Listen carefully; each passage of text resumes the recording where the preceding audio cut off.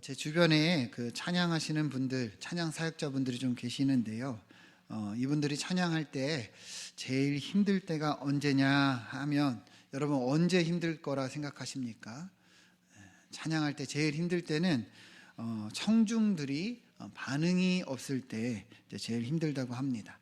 앞에서 찬양을 하는데 듣는 청중들이 아무런 반응이 없으면 이제 어떻게 해야 되나, 오늘 이 찬양을 어떻게 끌고 가야 되나 이제 걱정이 된다 하시더라고요. 그래서 제일 힘든 사역지가 어디냐, 제일 힘든 무대가 어디냐, 당연히 이제 반응이 없는 곳이겠죠. 특히 이제 남자 사역자들에게는 남자 중학교나 이제 군대 같은 데서 이제 찬양하게 되면 그렇게 힘들다고 합니다. 그러니까 서로 민망할 정도로 왜 저 사람 여기 와서 노래하고 있는가 막 이렇게 생각이 들 정도로 반응이 없다고 해요. 그래서 들어보면 꼭 가야 되면은 이제 여성 사역자들과 함께 간다고 합니다. 그래서 전에 제가 TV를 보는데 김창옥 씨 같은 분도 이런 말 하시더라고요. 내가 아무리 돈을 많이 줘도 남자 중학교에서는 강연하고 싶지 않다, 이렇게 얘기를 하더라고요. 그만큼 힘들다는 것이죠. 반응이 없기 때문에 이제 힘들다는 것이죠. 저와 같은 설교자들도 비슷한 것 같아요. 설교를 할 때 제일 힘들고 긴장이 될 때가 언제냐, 듣는 이제 성도들이 이제 반응이 없을 때입니다. 들으시는 건지 안 들으시는 건지 반응이 없을 때 제일 힘든 것이죠. 여러분, 지난주 우리 주일 설교 제목 뭐였는지 아십니까? 네, 이럴 때 이제 제가 힘든 거예요, 그죠? 네. 지난주 설교 제목 예수님의 진짜 가족에 대해서 우리가 나누었는데, 사실 이제 매주마다 저도 이제 강단에 올라가서 설교를 하지만 사실은 다 보여요. 여러분, 제가 모를 것 같죠? 네. 여기 강단에 서면요, 여러분들이 설교를 듣고 있는지 안 듣고 있는지, 딴 생각하고 있는지, 집에 뭘 두고 왔는지, 예배 후에 점심을 뭘 먹을까 생각하는지 다 보입니다. 그래서 어떨 때는 가슴이 아파요. 매 주마다 똑같이 안 듣는 분들이 사실 있거든요. 그래서 마음이 아파요. 그래서 그분들을 놓고 기도를 하는데요. 우리 교회 성도님들 설교를 잘 들으시고 반응 잘 하시지만 여러분 더 잘 들으시고 제 설교가 아니라 하나님 말씀에 반응하는 우리 삶이 되기를 소망합니다. 지난주 우리가 이제 공감에 대해서 이야기를 했어요. 하나님 마음에 공감해야 된다. 사실 이 반응하는 것도 이 공감이랑 똑같은 말이에요. 한자로 보면 돌이킬 반, 응할 응. 그래서 돌이켜서 응한다. 이런 내용이 이제 반응이죠. 누군가가 이렇게 이야기를 할 때 내가 마음으로 함께하는 것이 이제 공감인 것이고, 그리고 화답하고 그리고 보여주는 액션이 이제 반응인 것이죠. 그래서 지난주에 제가 남편분들에게 그런 말 했죠. 아내들에게 공감을 잘합시다, 이런 얘기 했죠. 그죠? 여러분, 아내가 힘들 때 어떻게 해야 됩니까? 아내가 힘들어요. 네. 남편분들 어떻게 해야 된다 그랬어요? 힘들어 보인다, 어디가 아프냐, 이렇게 말해줄 수 있어야 된다 그랬죠. 그죠? 그러면 아내들은 그 말만 들어도 위로가 되는 거예요. 힘든데 왜 살이 안 빠지냐, 막 이런 얘기하면 안 된다는 거예요. 그죠? 그럼 반대로 오늘은 한번 이런 얘기를 해볼게요. 아내분들은 남편분들에게 어떤 말을 해줄 때 남편들이 좋을까요? 아내분들 어떻게 생각하세요? 무슨 말을 해줄 때 남편들이 좋아할 것 같습니까? 무슨 말을 들을 때 남편들이 위로를 얻고 힘을 얻을까요? 여보 사랑해, 이렇게 얘기하면 여러분 남편들이 좋아할까요? 무서워할까요? 네, 제가 보니까 좋아하지만 무서워하기도 한다. 내가 뭘 잘못했나, 뭐 들켰나, 이렇게 생각도 한다고 해요. 정말 남편들이 들었을 때 좋아하는 말은 어떤 말이냐면 아내가 인정해 주는 말. 우리 남편 참 이런 부분이 너무너무 정말 대단하다.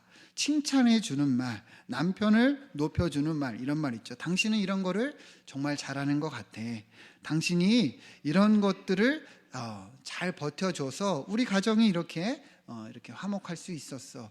참 당신에게 고마워. 당신이니까 이렇게 해왔던 것이지. 이렇게 공감해주고 높여주고 이렇게 세워주는 것을 남편들은 위로와 힘을 얻는다고 합니다. 우리 아내분들 남편분들에게 이렇게 인정해주고 또 칭찬해 주실 수 있으시죠?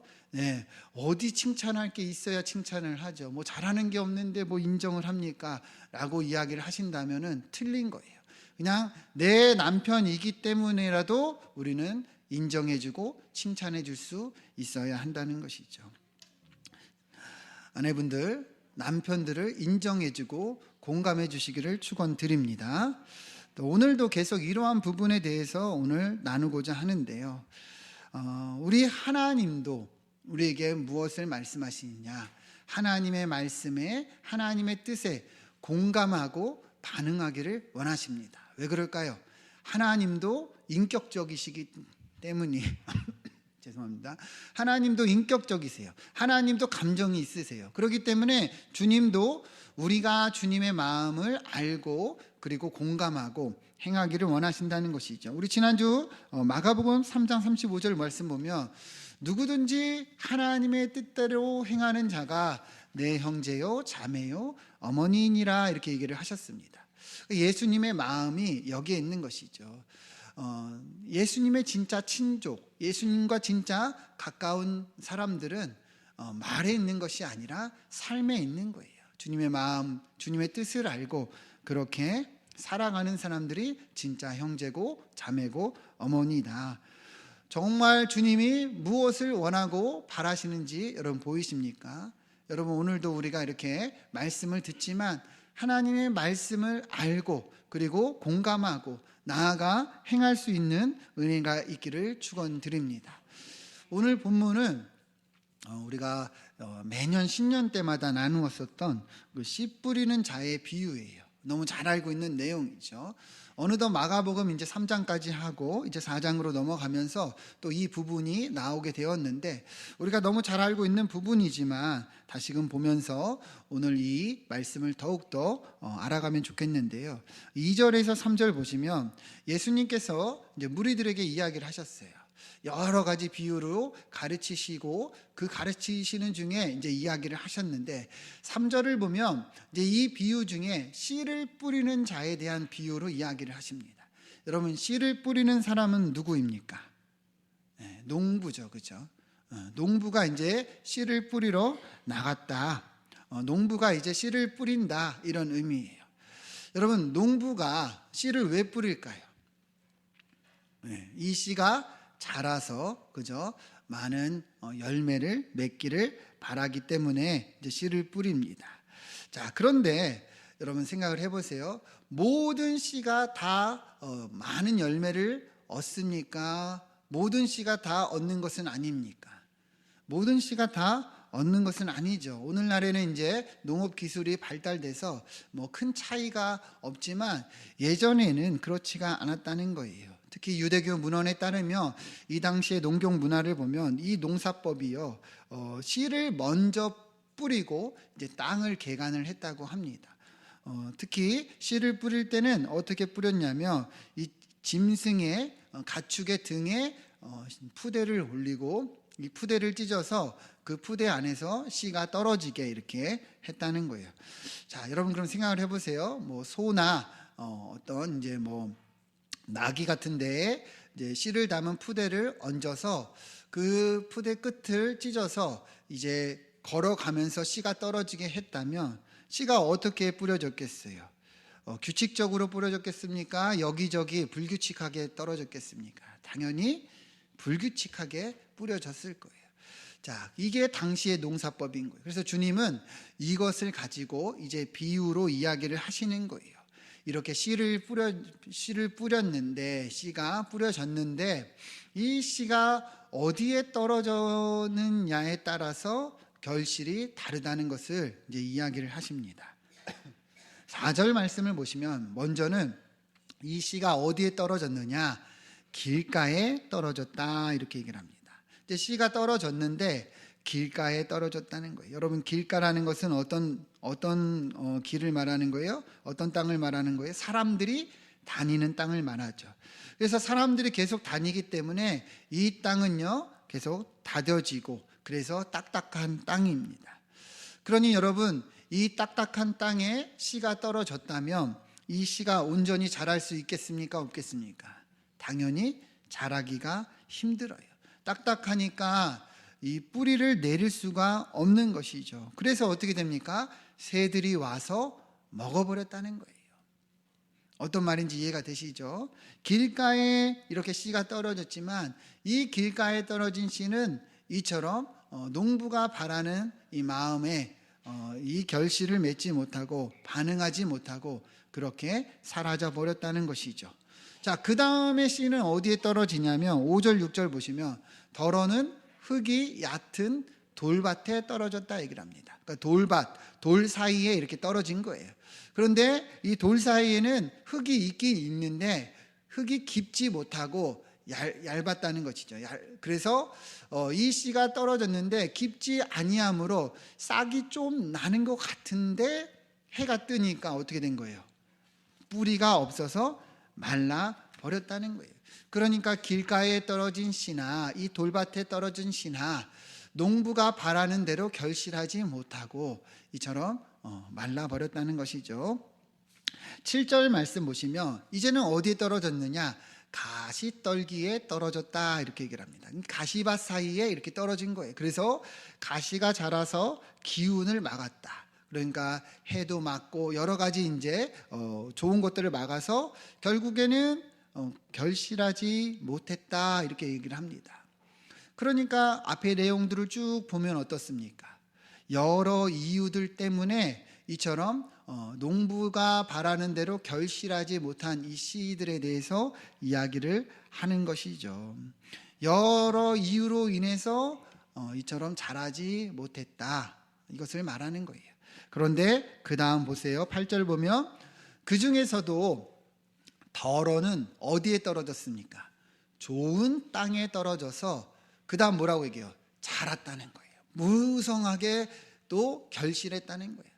그러니까 많은 씨가 뿌려졌지만 이 많은 씨들 중에 결국에 좋은 땅에 떨어진 씨만이 이렇게 농부가 바라는 대로 결실하여서 30배, 60배, 100배의 열매를 맺을 수 있었다 이렇게 이야기를 하는 거예요. 여러분 잘 들으세요. 예수님이 이렇게 비유로 얘기하는 거예요. 이렇게 씨는 뿌려졌어요. 그러나 이 씨를 받는 땅에 따라서 어때요? 결실은 너무 다르다는 것이죠.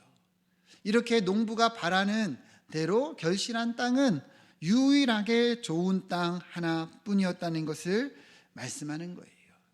예수님은 이것을 비유로 이야기를 하시면서 이제 이 비유의 의미를 이야기하시는데요. 14절 말씀 같이 한번 읽어보도록 하겠습니다. 시작. 아멘. 자, 뿌리는 자는 말씀을 뿌리는 것이라 이렇게 얘기를 합니다. 뿌리는 자는 앞서 이렇게 농부라 그랬잖아요, 그죠? 우리가 그러면 농부가 씨를 뿌리는 것은 하나님께서 우리에게 말씀을 주시는 것과 같은 의미라는 것이죠. 이해가 되십니까? 그러니까 말씀이 오늘 이 자리에서 지금 또 전파되고 있죠. 또 말씀이 성경으로 우리에게 주어져 있죠. 그러니까 이 말씀은 우리의 삶에도 계속 전파되고 전해지고 있다는 거예요. 그러나 잘 보세요. 이 씨가 어떤 땅에 떨어지느냐에 따라서 결실이 달라지듯이 우리가 어떻게 이 말씀을 듣느냐에 따라서 우리의 삶의 열매도 결실도 달라질 수밖에 없다는 것을 이야기하고 있는 거예요. 자, 그러면 첫 번째 길가에 떨어진 이 씨는, 이 땅은 무엇을 의미하느냐? 15절 말씀 보시죠. 말씀이 길가에 뿌려졌다는 것은 이들을 가리킴이니 말씀을 들었을 때에 사탄이 즉시 와서 그들에게 뿌려진 말씀을 빼앗는 것이요 이렇게 얘기를 합니다. 그러니까 길가에 떨어진 씨는요, 이처럼 말씀을 들었지만 즉시로 사탄이 이렇게 빼앗아 가는 것을 이야기하는 거예요. 그러니까 이 의미는 무엇입니까? 지금 이 자리로 비유를 한다면, 설명을 한다면, 지금도 이렇게 많은 분들이 모여 있어요. 그죠? 여러분들이 지금 다 여러 땅들이에요. 그죠? 그러나 말씀이 지금 선포되고 있지만 어떤 분들은 안 듣고 있을 거예요. 이런 분들이 뭐예요? 길가에 떨어진 씨와 같은 겁니다. 말씀의 자리에 있지만 아예 안 듣는 것이죠. 딱딱한 길가에 씨가 뿌려지듯 내 마음이 딱딱한 거예요. 그래서 말씀이 선포되나 듣지를 않으니 여러분 아무런 이 말씀에 어떤 변화나 어떤 영향이 나타나지 않는 거예요. 그래서 교회를 10년, 20년 다녀도 똑같은 것이죠. 아무런 결과를 낼 수가 없는 거예요. 말씀을 들었을 때 무언가 내 마음으로 받아야 되는데 그렇지가 않기 때문에 이러한 일들이 일어난다는 것이죠. 말씀이 곧 심겨지고 심겨져야 그 안에 생명력이 나타나는데 이 시간에도 말씀을 듣는 자리에서도 그냥 앉아만 있기 때문에 변화가 없는 것이다, 이렇게 이야기를 하는 거예요. 우리가 그러한 모습이 아닌지 돌아볼 수 있기를 축원드립니다.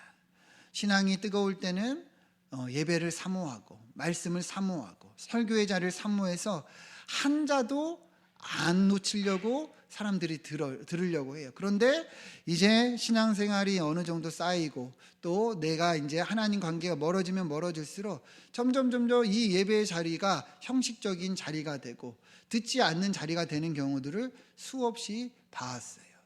그래서 점점 어때요? 예배의 자리에서 점점 뒤로 가요. 끝자리로 가요. 그리고 나서 이제는 귀를 닫고 핸드폰 하고 있고 성경책 보는 척 졸고 있고, 결국에는 그렇게 하다 보면 변화와 능력을 잃어버릴 수밖에 없다는 거예요. 자, 그 다음 이제 16절 보시면 앞서 길가에 대해서 이야기를 했다면 이제는 돌밭에 뿌려졌다는 이 의미를 이야기하시는데요. 돌밭에 씨가 뿌려졌지만 잠깐 동안, 그러니까 뿌리가 내리는 것 같지만 금방 이제 뿌리가 말라버렸어요. 그것은 우리가 어떤 모습을 말하느냐, 말씀을 들을 때에는 즉시 기쁨으로 받아요. 그러니까 지금 이 자리에서도 아마 듣는 분들 중에서 공감이 되고 그렇구나, 나도 내 모습이 아닌가, 이렇게 돌아보는 분들이 분명히 계실 거예요. 그런데 잘 보세요. 17절을 보면 그 속에 뿌리가 없어서 잠깐 견디다가 말씀으로 인하여 환난이나 박해가 일어나는 때에는 곧 넘어지는 자요, 이렇게 얘기를 합니다. 그러니까 이 예배의 자리에서는 들을 때는 뭔가 은혜가 있고 그리고 들을 때는 공감도 되고 뭔가 결단도 일어나지만 이 예배를 끝나고 나아가는 그 순간부터는 더 이상의 이 하나님과의 관계가 없는 거예요. 매일 말씀을 1분도 보지 않고 매일 기도의 자리가 없이 수요 예배나 금요 예배는 나와는 상관없는 삶을 살고, 그렇다 보면 여러분 오늘 한 이 예배로 우리가 유지할 수가 없는 것이죠. 그러니까 어때요? 받을 때는, 말씀을 들을 때는 기쁜 것 같고 뭔가 내 마음에 와닿지만 어느덧 이 예배가 끝나고 돌아서면은 그 힘을 잃어버리는 것이죠. 그래서 어떻습니까? 세상에 나아가면 내가 믿는 사람인지 안 믿는 사람인지 구분이 되지를 않는 거예요. 여러분 스스로에게 한번 질문을 해보세요. 세상 사람들과 나 무엇으로 구별이 되는가? 여러분 사실 간단하거든요. 내가 하나님 앞에 기도하고 내가 하나님 앞에서 말씀을 붙잡고 이것으로 우리가 구별이 되는 건데, 그것이 없으니까 전혀 구별되지 않는 거예요. 똑같이 화내고 똑같이 그냥 세상 가치 그리고 세상 기준을 쫓아서 우리가 그렇게 살고 있지 않냐는 거예요. 그러니까 이 예배의 자리에서 우리가 마음에 와닿고 은혜를 누린다면 그것을 잃지 않도록 노력해야 된다는 것입니다. 여러분, 내가 그러한 삶이 아닌지 돌아볼 수 있길 소망합니다. 매일 우리가 이제 다니엘 기도해요. 8시부터 해요. 근데 어느 분에게는 이것이 은혜의 자리가 될 것이고 어느 분에게는 전혀 나와는 상관없는 그런 자리가 될 것이에요. 어떤 분에게는 정말 인생이 바뀌는 큰 은혜의 시간이 될 것이고, 어떤 분에게는 아무런 나에게는 의미가 없는 그러한 지나가는 행사가 될 수도 있다는 것이죠. 그러니까 우리가 어떤 마음으로 어떻게 받아들이고 어떻게 임하느냐에 따라서 이렇게 달라질 수가 있다는 것이죠. 여러분, 다니엘 기도에는요, 하나님을 만난 사람들의 간증이 주로 전해집니다.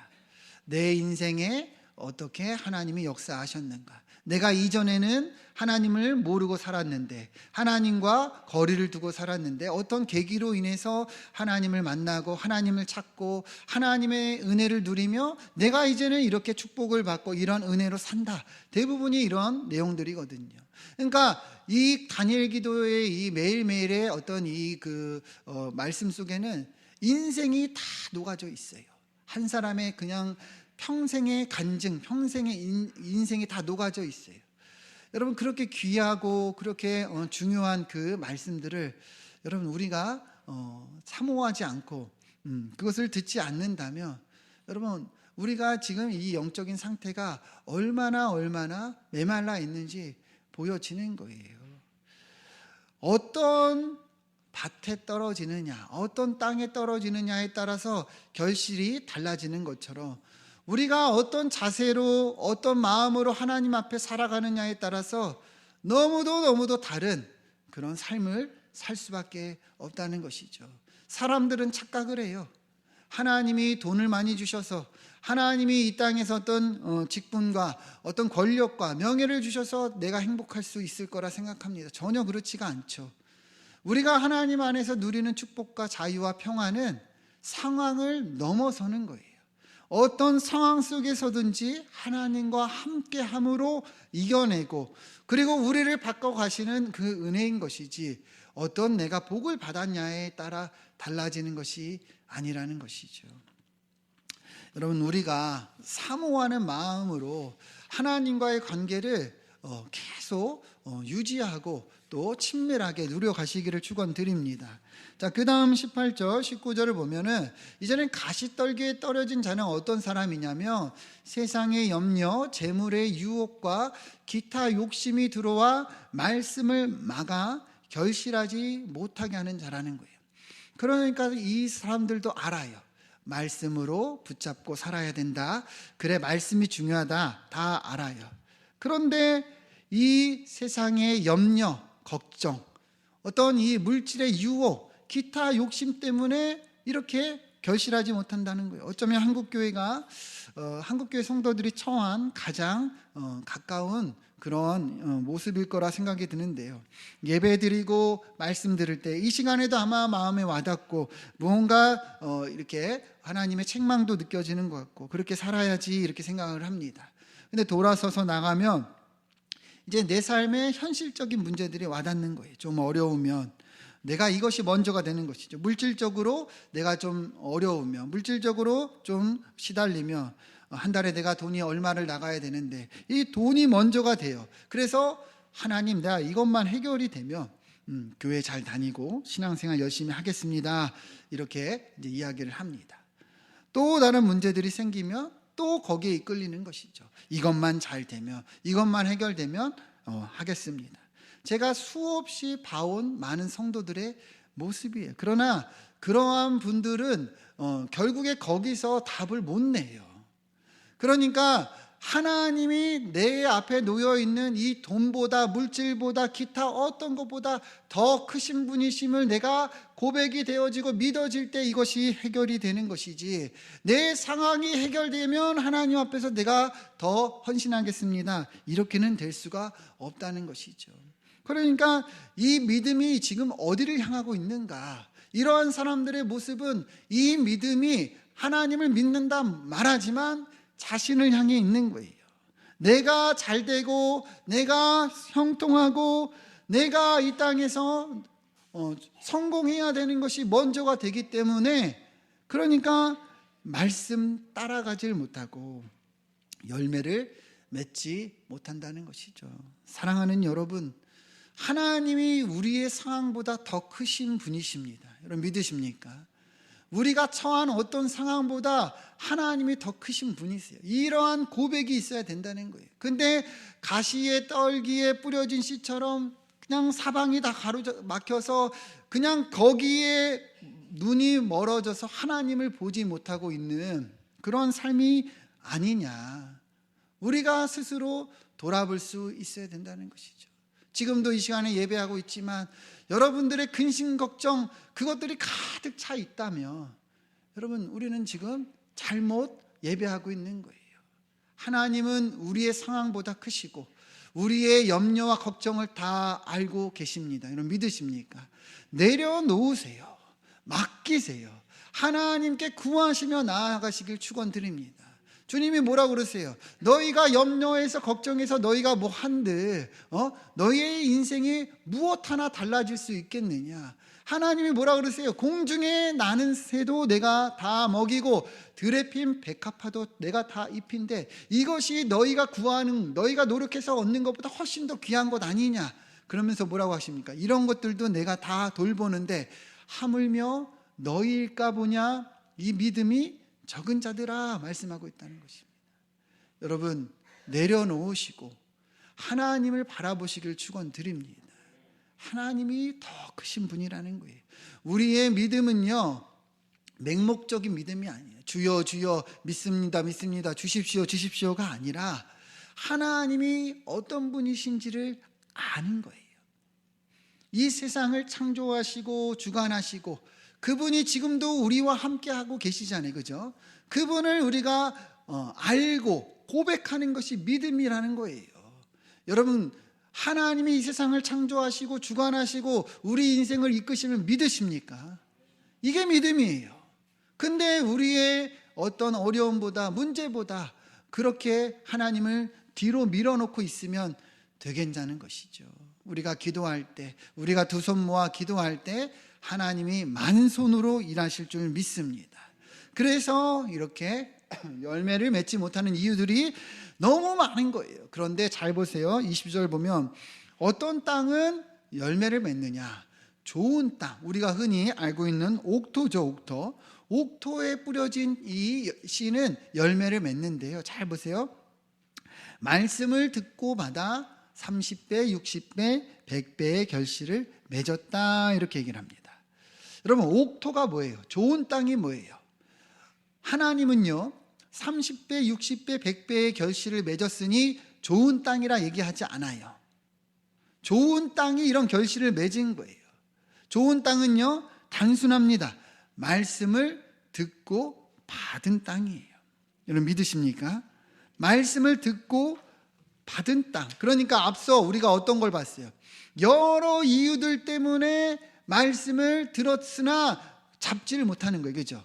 여러 이유들 때문에 말씀을 들은 것 같지만 붙잡지를 못하는 거예요. 그러나 좋은 땅은요 어떤 이유가 있어도 어떤 상황이 돼도 그 말씀을 계속 듣고 받아서 굳게 견디는 거예요. 내 상황이 어떠하든 하나님의 말씀 따라가는 것이죠. 사탄의 방해와 이생의 재물과 욕심과 그런 것이 몰려와도 그래도 내가 말씀 따라가야지, 말씀 앞에 행해야지 할 때 어떤 거예요? 결실을 맺을 수가 있다는 것입니다. 여러분 이러한 땅이 되기를 축원드립니다. 말씀을 붙잡고 언제나 우리가 이 말씀을 따라 살 때 우리의 삶은 결실할 수 있다는 게, 골로새서 2장 6절 7절 보면 그러므로 너희가 그리스도 예수를 주로 받았으니 그 안에서 행하되 그 안에 뿌리를 박으며 세움을 받아 교훈을 받은 대로 믿음에 굳게 서서 감사함을 넘치게 하라. 우리가 예수님을 주로 받았습니다. 그 안에 뿌리를 박고 그렇게 살아갈 때 우리 삶에 이러한 열매가 맺어질 수 있다는 거예요. 요한복음 15장 5절 말씀 같이 읽어보겠습니다. 시작. 나는 포도나무요 너희는 가지라. 그 안에 내가 그 안에 거하면 사람이 열매를 많이 맺나니 나를 떠나서는 너희가 아무것도 할 수 없습니다. 아멘. 우리가 주님 안에 있을 때 이러한 열매를 많이 맺을 수 있습니다. 주님 안에 거하는 게 뭐예요? 주님 말씀 안에, 주님 말씀이 내 안에 거하는 것이라 분명히 이야기를 하셨습니다. 여러분 이번 한 주도 이 말씀을 기억하시면서 말씀을 마음에 받아서 이 말씀으로 굳게 견디고 30배, 60배, 100배의 열매를 맺는 여러분들의 삶이 되기를 축원드리겠습니다. 기도하겠습니다.